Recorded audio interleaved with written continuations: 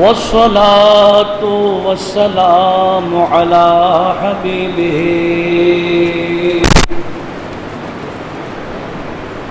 أما بعد فقد قال الله تعالى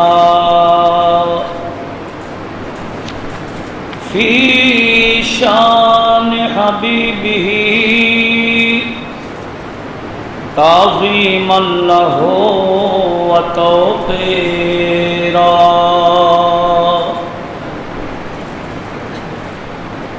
أعوذ بالله من الشيطان الرجيم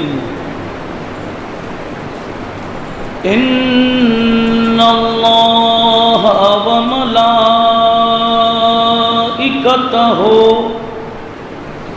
يصلون على النبي يا أيها الذين آمنوا صلوا عليه وسلموا تسليما صلى الله على وآله وصحبه وسلم اللهم صل على سيدنا مولانا محمد وعلى آل سيدنا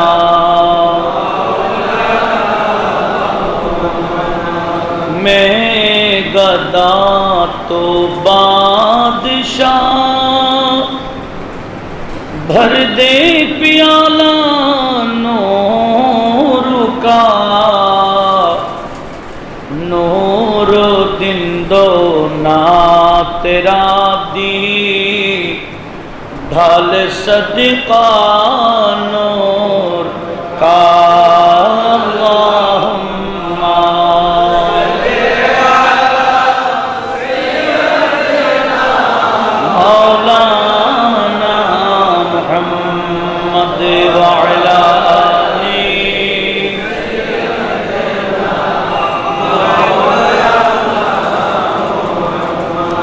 الحمدللہ والصلاة والسلام علی رسول اللہ. وبسطید حضرات مسلین کرام رحمانی ورحمکم اللہ، السلام علیکم ورحمۃ اللہ وبرکاتہ. حمد و সালাতের পর মহান রব্বুল ইজ্জতের পবিত্র আলিশান দরবারে শুকরিয়া আদায় করছি যিনি আমাদেরকে পবিত্র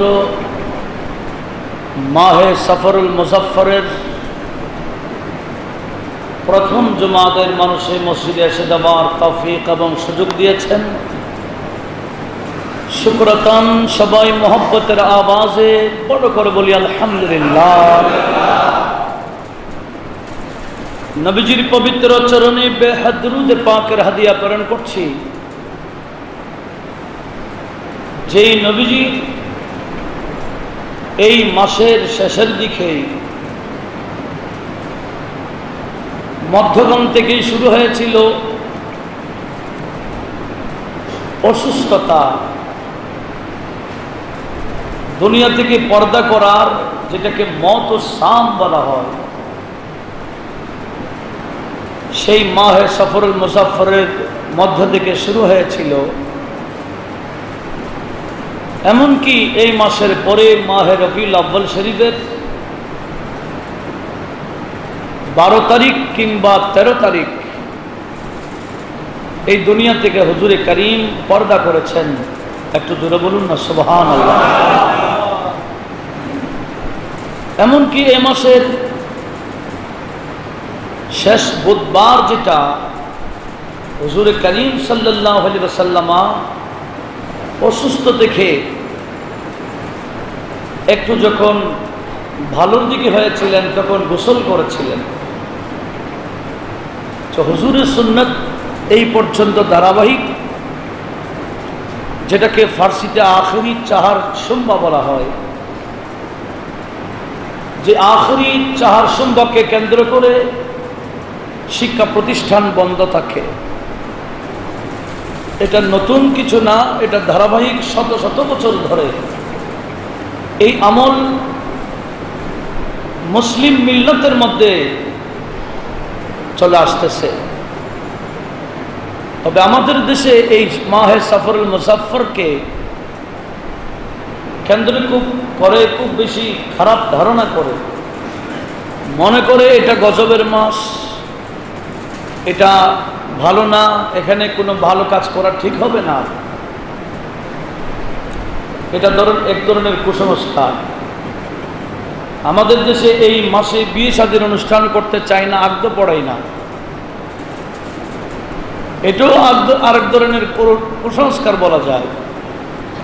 অথচ ফাতেমাতুজ জাহরা রাদিয়াল্লাহু তাআলা আনহার সাথে হযরতে আলী রাদিয়াল্লাহু তাআলা আনহুর সাথে যে আকদ হয়েছিল, বিয়ে হয়েছিল, সেটা মাহে সফরুল মুজাফফর ছিল, এই পবিত্র মাস ছিল। একটু জোরে বলি না সুবহানাল্লাহ। সাধারণ না, ইমাম ইবনে হিব্বান, যার হাদিসের কিতাবকে সহিহ ইবনে হিব্বান বলা হয়, ওনার একটা কিতাব আছে কিতাবুস সিকাত। এই কিতাবুস সিকাত লে ইমাম ইবনে হিব্বান। আমি এটা দেখেছি মক্কায়ে মুআজ্জামার মসজিদে হারামের উপরে যে লাইব্রেরি, বড় সরকারি লাইব্রেরিতে, সেই কিতাবুস সিকাত থেকে আমি সেটা নোট করেছি। হযরত ফাতেমাতুজ জাহরার সাথে মাওলা আলীর সাথে যে বিয়ে হয়েছিল, সেটা এই সফর মাসে হয়েছে। যদি বিয়ে করা নাজায়েজ হতো, হারাম হতো, কোনো ধরনের সমস্যা হতো, কোনো ধরনের ক্ষতি হতো, তো হুজুর কখনো আপন মেয়েকে বিয়ে দিতেন? নিজের মেয়েকে বিয়ে দিলেন। এটা অন্তর থেকে ফেলে দেওয়ার জন্য এই মাস কোনো খারাপ মাস না। সেজন্য উলামায়ে কেরাম এই মাস সফর রাখেন না, শুধু বলছেন সফরুল খায়ের। আপনি খুতবা উঠাই দেখেন না, শুধু সফর মাস না, এটার নাম হচ্ছে সফরুল খায়ের, অর্থাৎ কল্যাণের মাস। একটু জোরে বলি না সুবহানাল্লাহ। যেটা কল্যাণের মাস, সেটাকে আমরা অকল্যাণ মনে করছি। এই ভুল আমাদের থেকে ফেলে দেওয়া দরকার। আল্লাহ পাক আমাদের সবাইকে সেদিকে লক্ষ্য রাখার তৌফিক দান করুক, আমিন। আসুন, আমরা সূরা শূরা তরজমা এবং তাফসীর করছিলাম, এবং সূরা শূরা 13 নম্বর আয়াতের তাফসীর ছিল। একটি আয়াত, যে আয়াতের ব্যাখ্যাতে গত জুমাতে বলা হয়েছিল, আল্লাহ পাক সুবহানাহু ওয়া তাআলা আদম আলাইহিস সালাম থেকে আমাদের নবী পর্যন্ত সমস্ত নবীদের দ্বীন হলো একটা, শরীয়ত ভিন্ন ভিন্ন, দ্বীন ইসলাম একটা। সেই ইসলামকে পরিপূর্ণ করেছেন আল্লাহ আমাদের নবীর হাতে। একটু আওয়াজ দিয়ে বলি না সুবহানাল্লাহ। হযরত নূহ আলাইহিস সালাম প্রথম রাসূল ছিলেন। উনি যে তাবলীগ করেছেন, এটি ইসলামের তাবলীগ ছিল। ইব্রাহিম আলাইহিস সালাম নমরুদ সহ বিভিন্ন বাতিলের সামনে যেই ধর্মের কথা বলেছিলেন, সেটা ইসলাম ছিল। হযরত মূসা কালিমুল্লাহ, ফেরাউন সহ যারা বিধর্মী ছিল, কাফের মুশরিক ছিল, এদের সামনে যে ধর্মের কথা বলেছিলেন, সেটার নাম ইসলাম। ঈসা রূহুল্লাহ যে ধর্ম প্রচার করেছিলেন, সেটার নাম ইসলাম। আমার আল্লাহ আরফাতের দিন সেই ইসলাম পরিপূর্ণভাবে নবীর মাধ্যমে করে দিয়েছেন বলে ঘোষণা দিয়েছেন, আল ইয়াউমা আকমালতু লাকুম দীনাকুম ওয়া আতমামতু আলাইকুম নি'মাতি। আল্লাহ বলেন, আজ আরফাতের দিন, বিদায় হজের দিন, আমি আল্লাহ এই দ্বীন ইসলামকে আমার মাহবুবের হাতে পরিপূর্ণ করে দিলাম। ইসলাম ধর্মে অসম্পূর্ণতা বলতে কিছুই নাই। পরিপূর্ণ একটা ধর্মের নাম হলো ইসলাম। তাহলে বলেছিলাম আমার আল্লাহ সূরা শূরা 13 নম্বর আয়াতে কি বললেন? সমস্ত নবীদের ধর্ম দ্বীন ইসলাম, তবে শরীয়ত কি ছিল? বেশ কম ছিল। আপন আপন জামানা, আপন আপন কাল অনুযায়ী, কালের প্রেক্ষাপটে শরীয়তের পরিবর্তন হয়েছিল। এক এক নবীর এক এক শরীয়ত, এক এক রাসূলের এক একটা শরীয়ত। আর আমাদের নবীর শরীয়ত এটা হলো একেবারে যার পরে আর কোনো শরীয়ত আসবে না, এটাই লাস্ট, এটাই ফাইনাল। আমার আল্লাহ আমার নবীর মাধ্যমে এই শরীয়তকেও পরিপূর্ণ করেছেন। একটু আওয়াজ দিয়ে বলুন না সুবহানাল্লাহ। আমি গত জুমাতে দিন কাকে বলে দিনের সংজ্ঞা দিয়েছিলাম, শরীয়ত কাকে বলে শরীয়তের সংজ্ঞা দিয়েছিলাম। একবার এই শরীয়তের মধ্যে, দ্বীনের মধ্যে কিছু শব্দ আছে। মিল্লাত, মিল্লাত কাকে বলে? আরেকটা হলো মাযহাব, আরেকটা হলো মাসলাক, আরেকটা হলো মাশরাব। এগুলো আমাদের জানা দরকার আছে। আমরা ইসলাম দ্বীন বুঝছি, শরীয়ত বুঝলাম, কিন্তু মিল্লাত কাকে বলে? আমাদের মিল্লাত হলো মিল্লাতে ইব্রাহিম। শরীয়ত শরীয়তে মুহাম্মদী, দ্বীন দ্বীন ইসলাম, মিল্লাত মিল্লাতে ইব্রাহিমী। তো মিল্লাত কাকে বলে? উলামায়ে কেরাম বলছেন মিল্লাত বলা হয় যিনি বিভিন্ন জাবতার মাধ্যমে শরীয়তের কানুন, শরীয়তের বিভিন্ন জাবেতা, ধারা উপধারা বের করেন, শরীয়তকে সামনে রেখে যে ধারা উপধারা বের হয় তার নাম মিল্লাত। আর আমাদের নবীও এই শরীয়তকে অনুসরণ করেছেন। অধিকাংশ আমাদের নবী শরীয়তের মধ্যে হযরত ইব্রাহিম আলাইহিস সালামের মিল্লাত ছিল। ইব্রাহিম আলাইহিস সালাম যে ধারাতে ছিলেন, আমাদের নবীর শরীয়তও সেই ধারাই ছিলেন, যার কারণে আমাদের শরীয়ত হলো মিল্লাতে ইব্রাহিমী। একটু আওয়াজ দিয়ে বলুন না সুবহানাল্লাহ। আর কোরআন এবং সুন্নাহ, এখান থেকে সমাধানের জন্য কালের পরিবর্তনে যে সমাধান প্রকাশ্যভাবে কোরআনে পাওয়া যাচ্ছে না, প্রকাশ্যভাবে হাদিসে রাসূলে এলম অনুযায়ী পাচ্ছে না, যদি বা কোরআনে সব কিছুর বয়ান আছে, কিন্তু বান্দার এলমে সেগুলা পাওয়া যাচ্ছে না। হাদিসে রাসূলে কোরআনের বয়ান আমার নবীজি দিয়েছেন, বান্দার জ্ঞানে সেগুলা পাচ্ছে না। তো কোরআন এবং সুন্নাহকে সামনে রেখে যেই গবেষণা করা হয়, এটার নাম ইস্তেমবাত, এটার নাম ইজতিহাদ। আর ইজতিহাদ করে যে সমস্ত উলামায়ে কেরাম এক একটা বিষয় সমাধান দিয়েছেন, এই সমাধানের নাম হলো মাযহাব। একটু আওয়াজ দিয়ে বলুন না সুবহানাল্লাহ। আমাদের দেশে অনেকে বলে কোরআন এবং হাদিস থাকতে মাযহাবের কি প্রয়োজন? তো আমরাও তো বলি না কোরআন থাকলে মাযহাবের প্রয়োজন, আমরাও বলি না সুন্নাহ থাকলে মাযহাবের প্রয়োজন। এটা তো আমরাও বলি না যারা মাযহাবের অনুসরণ করি। আমরা বলি কি, যেটার সমাধান স্পষ্টভাবে কোরআন থেকে পাওয়া যাচ্ছে না, যেটার সমাধান স্পষ্টভাবে হাদিসের রাসূল থেকে বের করা সম্ভব হচ্ছে না, উলামায়ে কেরাম এই কোরআন সুন্নাহ থেকে যাদের ব্যাপক জ্ঞান রয়েছে, গোটা কোরআনের ফার্স্ট টু লাস্ট হাদিসের রাসূলের সব হাদিসের উপর যাদের ব্যাপক দখল রয়েছে, ইনারা কি ইস্তেমবাত করেছেন, ইনারা কি ইজতিহাদ করেছেন, ইনারা কি গবেষণা করেছেন, এই গবেষণা করে যে ধারা বের করা হয়েছে এটার নাম মাযহাব। একটু আওয়াজ দিয়ে বলুন না সুবহানাল্লাহ। আজকে এই জ্ঞান না থাকার কারণে প্রশ্নটা করে, বলে কোরআন হাদিস আছে, মাযহাবের কি দরকার? কেন বলে? ওই মাযহাব কখন মানতে হবে এই জ্ঞানটা নাই বিদায়। আল্লাহ পাক সবাইকে এই ব্যাপারে সতর্ক থাকার তৌফিক দান করুন। আর মাসলাক এবং মাশরাব, মাসলাক এবং মাশরাব প্রায় একই। বলা হচ্ছে কোন মাশায়েখে কেরাম এই শরীয়ত ইসলামিয়ার মধ্যে, মিল্লাত ইব্রাহিমের মধ্যে, শরীয়তে মুহাম্মদীর মধ্যে, এই মাযহাবের মধ্যে যারা কোনো শেখ নির্দিষ্ট কিছু ওয়াজিফা দেয়, কোন শেখ যদি নির্দিষ্ট কোনো ওয়াজিফা দেয়, এই ওয়াজিফা যারা নিজেদের জীবনে বাস্তবায়ন করে, এটার নাম হলো মাসলাক ওয়া মাশরাব। মাসলাক এবং মাশরাব, যেটাকে আমরা পীর মুরিদি বলি। আমাদের দেশের ভাষায় এটাকে বলা হয় পীর মুরিদি, কিন্তু এটা আরবিতে বলা হয় মাসলাক এবং মাশরাব। এটা হলো কোন একজন শেখকে অনুসরণ করে নির্দিষ্ট কিছু অতিরিক্ত নফল ইবাদত করা। একটু আওয়াজ দিয়ে বলুন না সুবহানাল্লাহ। তাহলে এখানে বেদাতের কিছু না, সব কোরআন সুন্নাহ থেকে। আপনি দরনিস দিন বলেন, এটাও আল্লাহর পক্ষ থেকে। শরীয়ত বলেন, এটাও আল্লাহর পক্ষ থেকে। মিল্লত বলেন, এটাও আল্লাহর পক্ষ থেকে। মাযহাব বলেন, সেটাও আল্লাহর পক্ষ থেকে।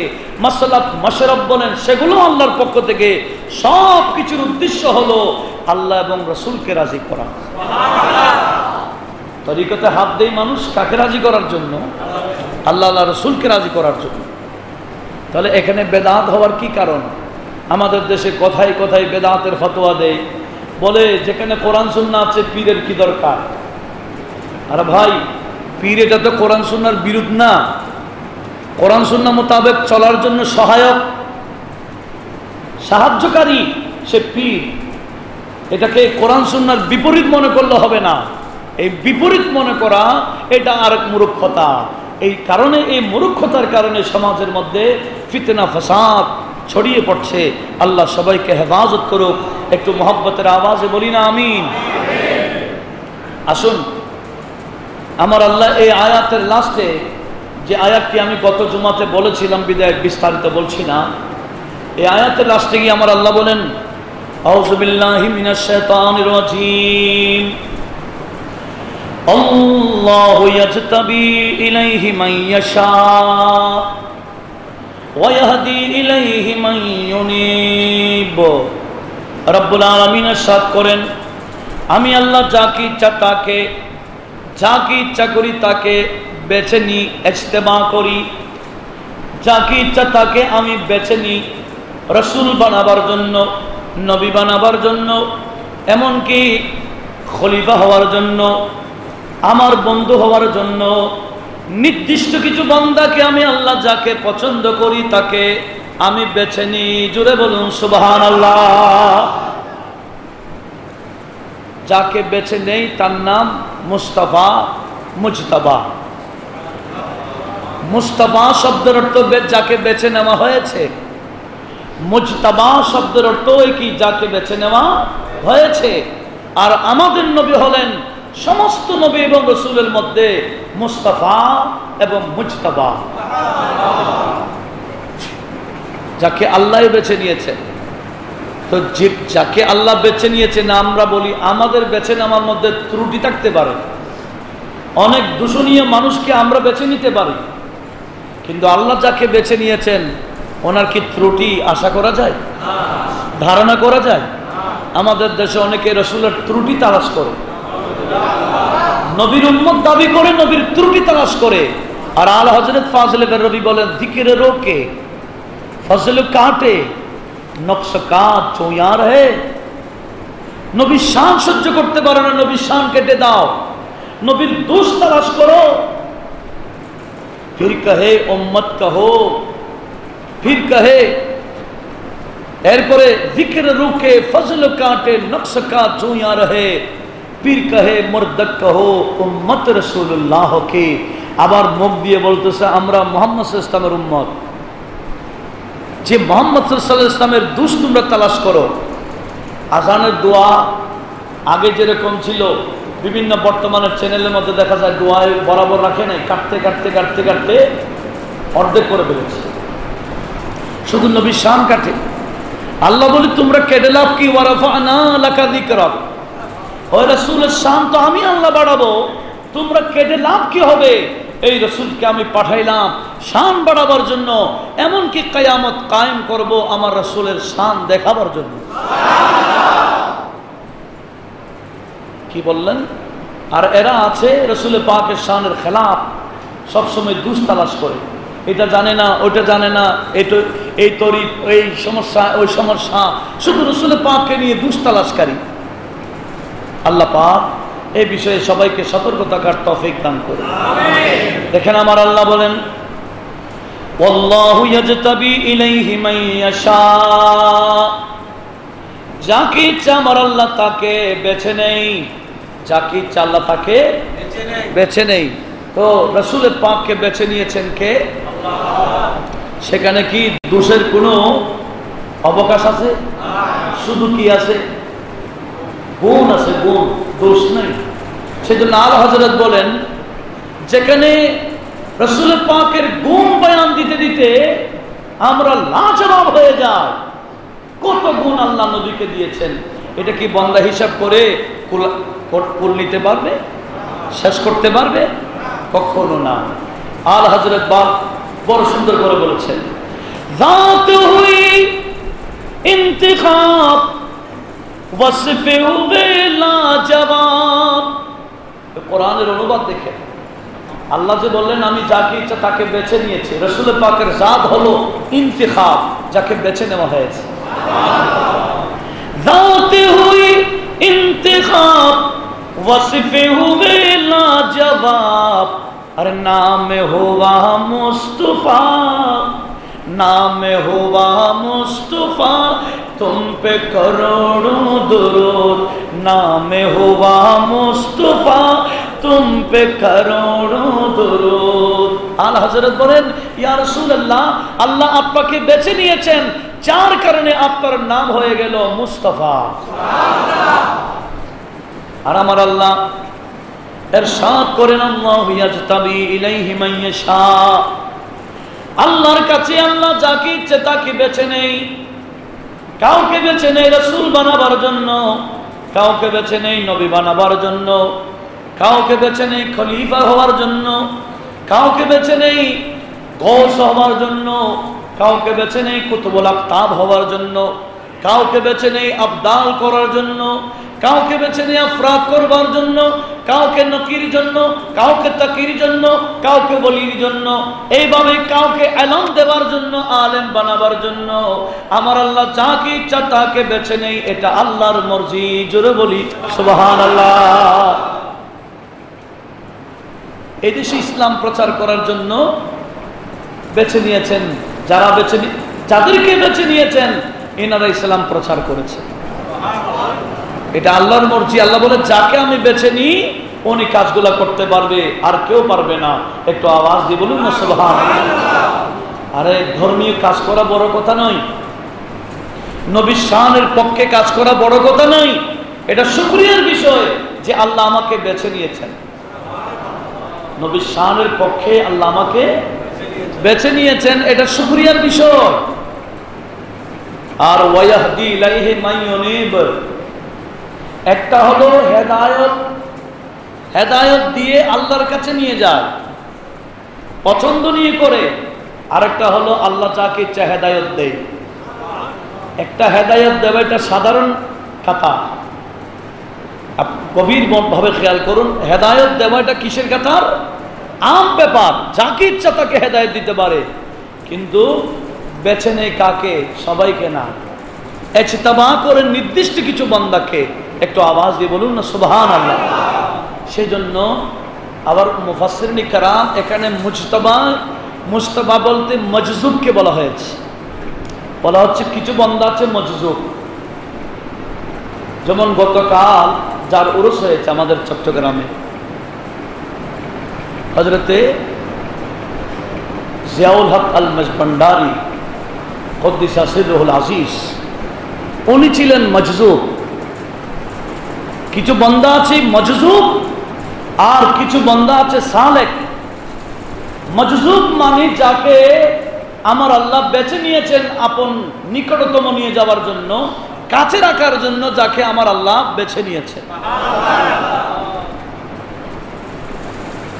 এখানে আমার আল্লাহ বলেছেন ওয়াল্লাহু ইয়াজতাবি ইলাইহি, যাকে ইচ্ছা আল্লাহ তাকে ইজতিবা করেন। ইজতিবা মানে বেছে নেই।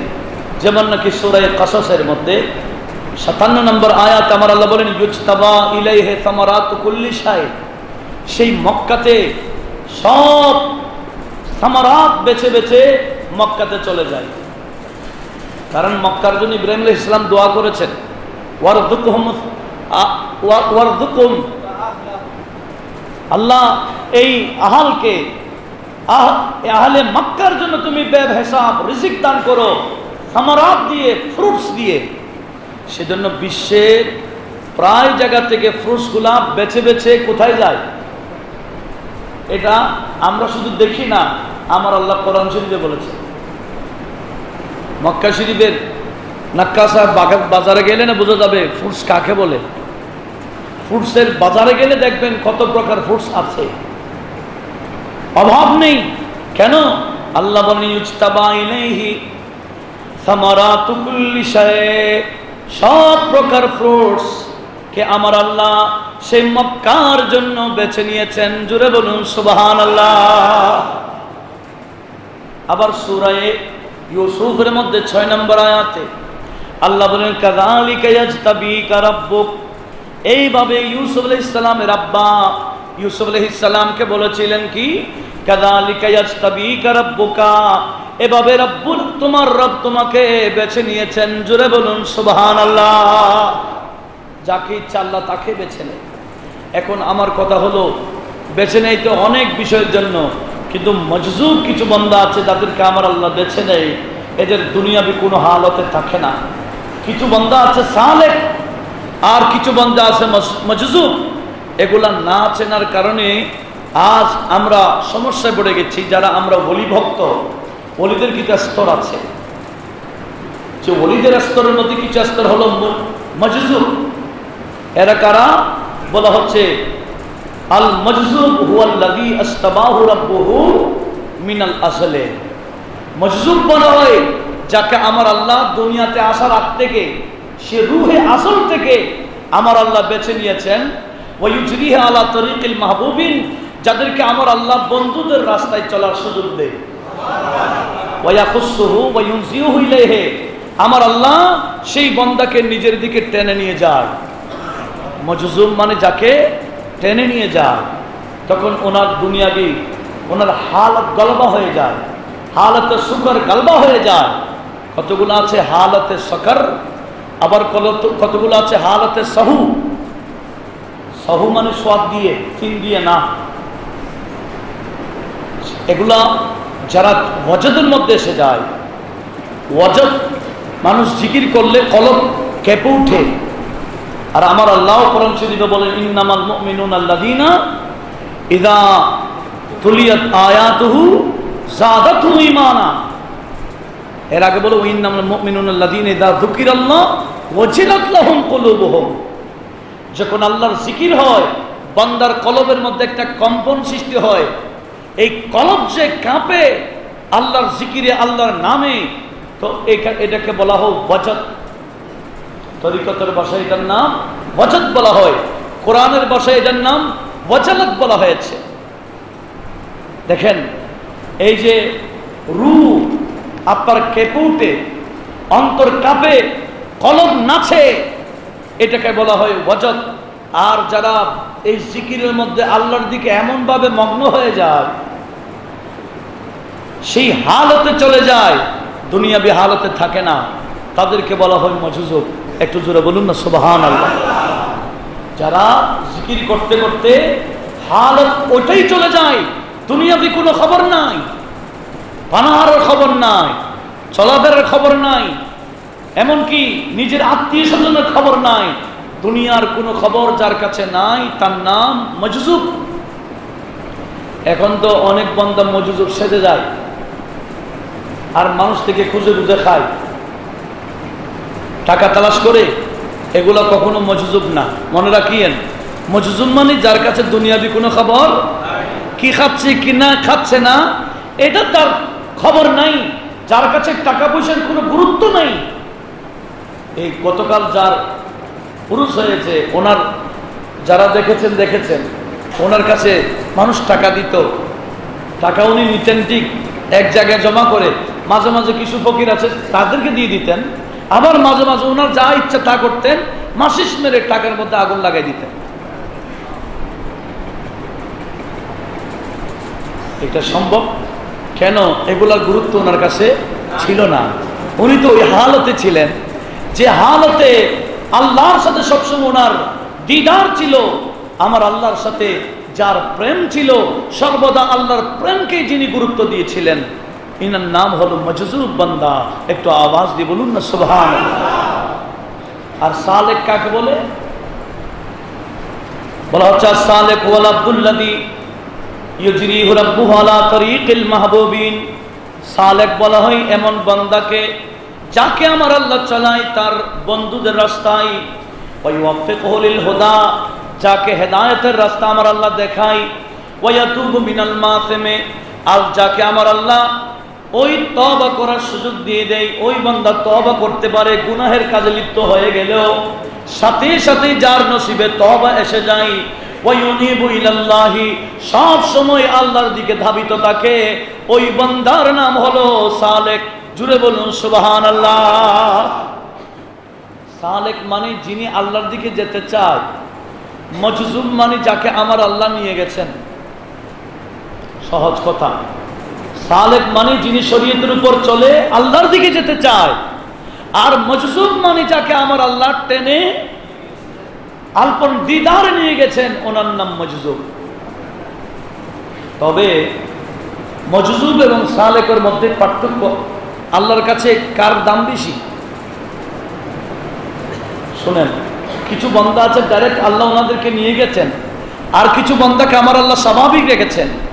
আকল ঠিক আছে, যিনারা শরীয়তের উপর চলে, শরীয়ত বিরোধী কাজ করে না, সবসময় শরীয়তকে প্রাধান্য দেয়, হালাল হারাম যাচাই বাছাই করে শরীয়তের উপর চলে, এমনকি আল্লাহর দিকে সবসময় যার ধাবিত, শয়তান থেকে বেঁচে থাকে, ওই বান্দার নাম সালেক। তবে আমার আল্লাহর কাছে মজজুবের চেয়ে সালেকের দাম বেশি।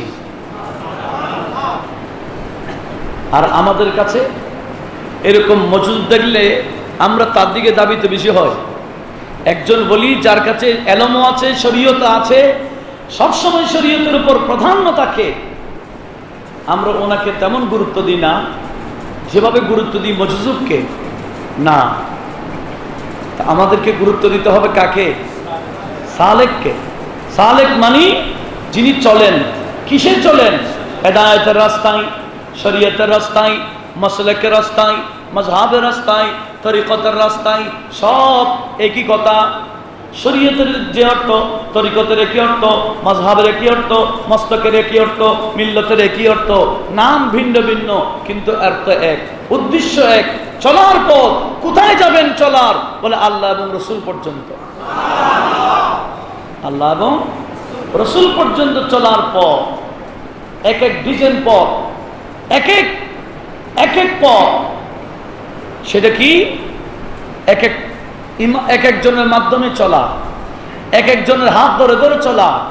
এটার নাম হচ্ছে, একটা হলো শরীয়ত, আরেকটার নাম তরিকত, আরেকটার নাম মাযহাব, আরেকটার নাম মাসলাক। এগুলোর নাম হচ্ছে রাস্তা। একটু আওয়াজ দিয়ে বলুন না সুবহানাল্লাহ। এগুলো অভিন্ন কোনো কথা না, অভিন্ন কোনো রাস্তা না, একটাই রাস্তা, যে রাস্তা দিয়ে চললে আল্লাহ পর্যন্ত পৌঁছা যায়। আমার আল্লাহ বলে ইয়াহদি ইলাইহি মান ইউনিব, আল্লাহ যাকে ইচ্ছা তাকে আল্লাহর রাস্তায় চলায়। একটু আওয়াজ দিয়ে বলুন না সুবহানাল্লাহ। কি বললাম? তাহলে সালেকের দাম বেশি না মজজুবের দাম বেশি? গৌসে পাক বলেন মজজুবের দাম বেশি হলে আমার থেকে মজজুব আর কেউ হইতে পারতো না। কেন? বলে শরাবে ওয়াহদাতের পেয়ালা তো আল্লাহ আমাকে দিলেন নবীর মাধ্যমে, আর আমি আব্দুল কাদের জিলানী শারিবতুম ফদলাতি মিন বাদি শুকরি ওয়ালা নিলতুম উলুবি ওয়াত্তাসালি। আমার বড় পীর আব্দুল কাদের বলেন রব্বুল আলামিন আমাকে শরাবের পেয়ালা দিয়েছেন, আর আমি শরাবে ওয়াহদাতের পেয়ালা পান করে ফেলেছি। পান করার পরে ওই পেয়ালার মধ্যে যত অবশিষ্ট পানি ছিল, শরাবের পানি, এগুলা দুনিয়ার ওলিউল্লাহরা পান করেছেন। জুড়ে বলুন সুবহানাল্লাহ। আমার অবশিষ্ট পানি পান করেছেন ওলিউল্লাহরা, আর আমি পান করেছি পুরাই পেয়ালা। তো মজজুব হলে তো আমি হইতাম। গৌসে পাক বললেন আমি মজজুব ছিলাম না, আমি সালেক ছিলাম। আমি শরীয়তকে বেশি প্রাধান্য দিতাম। আমি গোটা রাত ইবাদত বন্দেগী করতাম, রাতেও ঘুমাইতাম না। শরীয়তের উপর আমি ব্যাপক শরীয়তকে প্রাধান্য দিতাম। এমনকি গৌস পাক বলেছেন লাউলা লাজামু শরিয়তি আলা লিসানি, আমার এই জিহ্বার মধ্যে যদি শরীয়তের লাগাম না থাকতো, মজজুব বান্দারা যেটা বলে দেয়, মজজুব বান্দারা বলে দেয় না মুখে, অনেক সময় কিছু বান্দা দেখবেন যা বলে সেটা হয়ে যায়। কেন? এরা মজজুব। গৌসে পাক বলেন আমি যদি চাইতাম মজজুব হয়ে যেতে পারতাম, আমার মুখ দিয়ে যা ইচ্ছা তা বলে দিতে পারতাম, কিন্তু আমার জুবানের মধ্যে জিহ্বার মধ্যে শরীয়তের লাগাম আছে।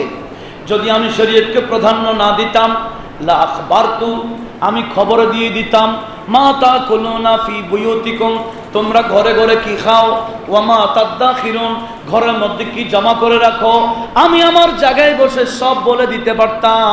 কারণ সব কিছু আমার সামনে স্পষ্ট দেখি আমি, তবে বলি না, কারণ আমি শরীয়তের উপর অটল আছি।